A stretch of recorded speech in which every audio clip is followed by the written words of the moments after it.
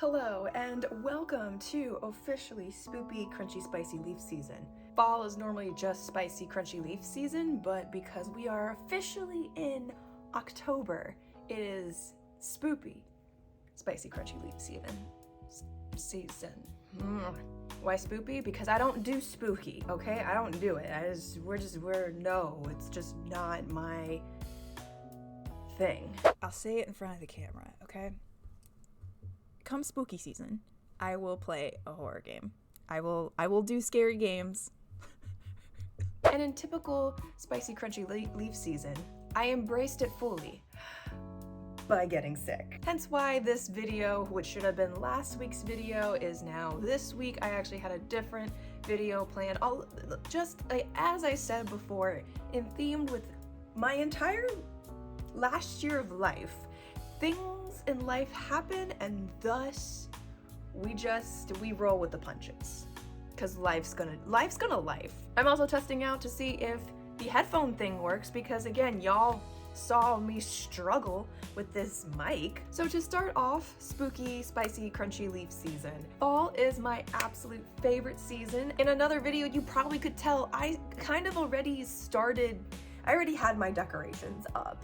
I was ready for fall September 1st. That was when I said I need a hit of good fall dopamine, and we've celebrated the fall solstice, as it were. Here we go, we dived right in. So today is going to be a little bit chill, a little bit more chatty. Granted, the last couple videos have been chatty, but I have endeavored to do a little bit of designing. As you guys can probably tell, I have not really worked on my light up dress redesign for one of two reasons. One, I was back at square one, couldn't find and figure out a design, and two, I don't have the fundage to actually get certain materials, because I did finally figure out a design that I wanted.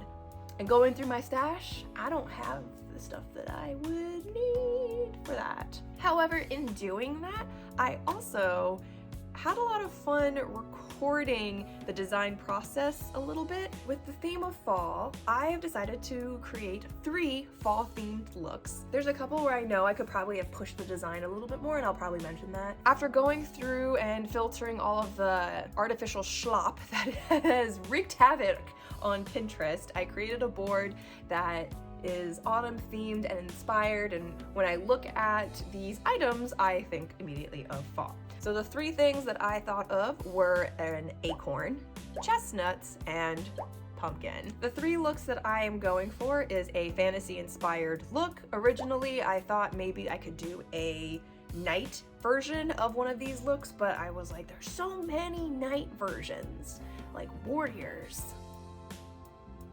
I want to do a rogue. So I have a rogue assassin. The second look, I created a sort of cottagecore, very basic, very chill dress look. She looked like she came right out of Pride and Prejudice, the Keira Knightley version. And last but not least, Cinderella, eat your heart out. I made a gown. So enough of looking at my face. Let's actually dive into the designs. Okay, so as I said, a lot of people already do a bunch of fall night designs, and I wanted to do something a little bit different. So I went onto Pinterest, gathered up some reference, and I just plopped it all down, as you guys can see, in the middle of the image. Part of my breakdown too is, as I pull inspiration, I also try to pinpoint exactly what it is that drew me to it. So whether it was the shape of an outfit, the silhouette, that's what drew me in. And as you can kind of see, I already just sort of picked and mishmashed some stuff. Generally first get down the basic shape, the basic silhouette, the layers, and how everything would just sort of lay on top of each other. The colors are not final, that base color is not a final base color, but what I do is I just use the eyedropper tool, and I just basically pulled the colors from the middle image of the acorn and the little branch. And as you can tell, as I progressed, the colors started to shift, so that way I could see more of the actual acorn color vibe. And then again, same deal. When it came to the detailing portions of it, I started to use the actual acorn leaf, trying to get that leaf shape sort of deal, the silhouette, while still looking cool and mysterious. I know a lot of people, when they do drawings like these, they want to create a story, and I had a base outline of just simply the fact that this girl is an assassin and she is using the woods and nature as her thing. So it makes sense if she was more of a woodland assassin versus maybe in your typical city. So going along those lines, she is using the dark colors, but also using colors of fall to kind of help blend in with the foliage. I didn't think of doing weapons particularly. It could have been an interesting concept. Maybe I'll visit that later should I ever try to recreate this look. This next one was actually the last design that I did because it was the least chaotic. Chestnuts are a big fall thing for me. I don't know if it's a fall thing for everybody else, but it's huge in Korea, and I just remember the last time I was in Korea eating roasted chestnuts. They had like side street stalls with roasted chestnuts, and it was so good. It put me in the perfect fall mood and vibe. I had a lot of fun with it, but at the same time, I was worried that it was so simplistic. Sometimes simple is good, and simple can actually be the hardest thing to produce as far as an outfit is concerned. So while I was designing this and breaking everything down, my brain was jumping back and forth between like a thrifted look and an actual from scratch look. So I imagined the shirt, collared shirt, we're gonna flip that. We're gonna thrift flip that. So like the collared shirt could definitely be a thrifted item, and you could just always dye it to get that warm golden color that's the inside of a chestnut. Same deal as far as the colors too. As you can see, I picked out the shapes of the bodices that I liked, the apron, the skirt, and then the colors I simply color picked from the acorn nut outside and inside to just sort of select the color palette, which actually worked out really nice. That is why I tend to do the color picking when it comes to actual nature objects. I mean, nature is going to provide you with the most amazing color palette, and it's going to be natural. So choosing that, I thought between the greens and the browns and even just a hint of purple, it just worked out so wonderfully. And again, while the design is super simple, I imagine that the details between like adding a little bit of embroidery or doing something like dyeing the shirt would add a little bit of difficulty should I ever want to recreate this look. So this is my little cottagecore chestnut inspired look. Also, I kind of really loved this idea of using a bandana or like a hat bonnet and like making it shaped like the little spiky bits of a chestnut. So if anything, I think that's my favorite out of this look. And last but certainly not least, as I said, Cinderella, eat your heart out. I made a actually pumpkin inspired ball gown. And let me tell you, I wondered if I pushed it, and I don't think I pushed it enough. I just kept thinking, I just had Tim Gunn's voice in my head saying that if I wanted to do this, I needed to commit. Like, I'm going all in. So what I did is that when it came to actually finding and looking for references, I looked for pretty much, it was A-line, balloon skirt, big ball gown. I'm looking volumes, and it was pushing avant-garde. And there's a couple of references that you can see, like the one in the middle with the purple, gorgeous.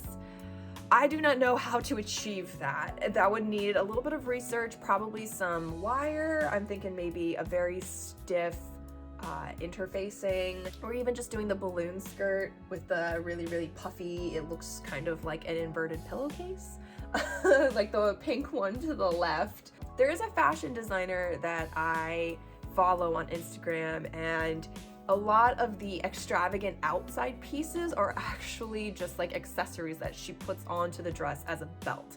And I thought that that's actually pretty interesting and clever, and something as far as a technique that could be used to achieve a look like this.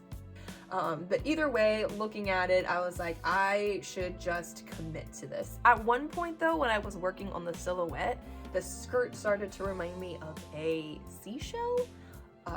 And that really concerned me because I didn't want to do a straight orange pumpkin, because then for me, when I was imagining it, it didn't look cute.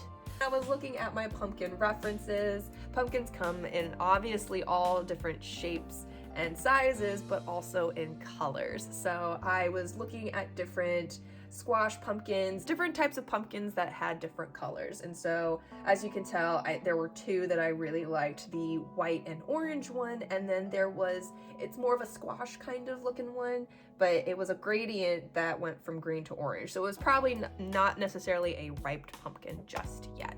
But I loved the effect of it, so I tried to achieve that with the first pumpkin look.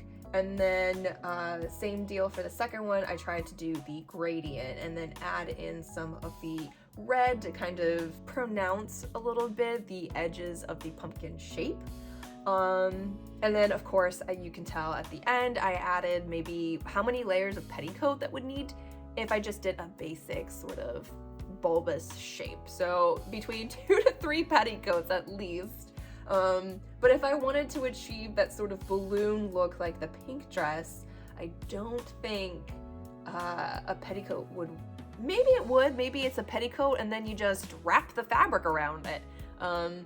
But yeah, and then the tops pretty much stayed the same as far as the design I was going for. Obviously the stem, so the stem part of the front of the bodice, and then the back would be a sheer with the vine patterning. But I needed it to have some sort of structure because I knew for a fact that no matter what kind of fabric, even if it was a lightweight fabric, in order to achieve that level of volume, I'm gonna need some sort of support for that. So I wanted to make sure that if this was a wearable outfit, that the bodice would be able to hold at least a couple layers of fabric, and then everything else would sort of be pieced on top. Between the two, I honestly can't say which one is my favorite because I do love this gradient type of effect. I think if I went with the orange and white one, I would bring in a little bit more saturation of the orange, so that way you can still, it still has that classic orange pumpkin look, but at the same time, it's not like in your face. And I probably would I would introduce orange from the top and in the bottom as well. All of this to say is that if I were to design this in the future, I would do a further breakdown and trying to understand, because this would be definitely a huge project. There might be some dip dyeing to get the ombre effect that I want. It would be a very big project. Okay, so those were my designs. Like I said, I could have probably pushed a little bit more for some of the other designs. In my head, I was just mostly thinking of general silhouettes, generally what makes sense when it comes to fabric laying and like what it could be made out of. So if there was any big details as far as like textures and such, those they'd be a little bit more in-depth. Will I ever make any of these looks? It's highly possible. It just probably wouldn't be this year. It could be a thing I do for next year. All in all though, I have that, so yay me. I hope you enjoyed this video. I actually really enjoyed doing this sort of like fashion design and a little bit of breakdown. It's actually kind of how I also start a lot of my cosplays. I gather the reference and I draw it out to kind of help me build out what the layering process would be, and then also while I'm thinking about fabrics and stuff. This is just a very much watered down version of that because I'm just trying to get the essence, the vibe.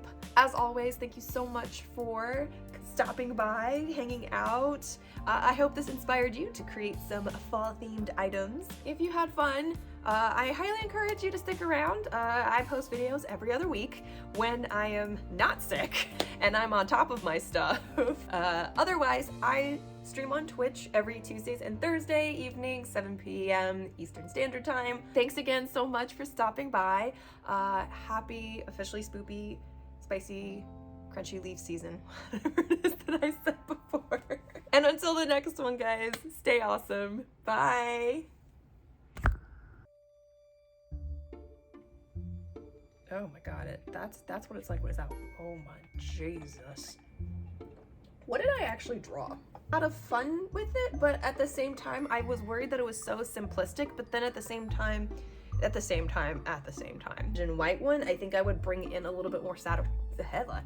Again, all of this to say is that if I were to design this in the past,